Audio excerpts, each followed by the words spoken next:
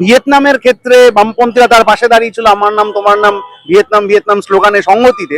একই রকম ভাবে আমরা দেখছি যে প্যালেস্তাইনের ওপর ইসরায়েলের এই হামলা, শুধু ইসরায়েলের হামলা না, এর পিছনে আমেরিকার একেবারে প্রকাশ্য মদত রয়েছে। এবং যুদ্ধবিরতি চলাকালীন, আমি জানি না প্রথম দ্বিতীয় বিশ্বযুদ্ধের সময়ও যুদ্ধবিরতির এইরকম নিয়মের লঙ্ঘন হয়েছিল কিনা, যুদ্ধবিরতি চলাকালীন যে সময়ে আক্রমণ এবং নারী এবং শিশু হত্যা, এটা আসলে প্রমাণ করছে যে শুধু এই সময়ের লড়াই জিততে চাইছে সাম্রাজ্যবাদ তা নয়।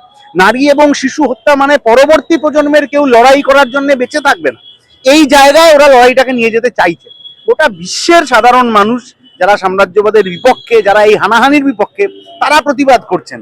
এবং এসএফআই ডিওয়াইএফআই এই ক্ষেত্রে পিছিয়ে থাকতে পারে না, তারাও এই লড়াইটা সামনাসামনি রয়েছে যে এই হানা অবিলম্বে বন্ধ করতে হবে, যুদ্ধবিরতির নিয়ম মানতে হবে এবং গোটা পৃথিবীর মানুষজন, সেই ইউনাইটেড নেশনস হোক, অন্য সংস্থা হোক, গোটা পৃথিবীর যুক্তিবাদী মানুষজনকে প্যালেস্তাইনের পাশে দাঁড়াতে হবে। কারণ এইটা মানে আজকের মানব সভ্যতায় মানবতার এরকম অবক্ষয় এটা চলতে পারে না।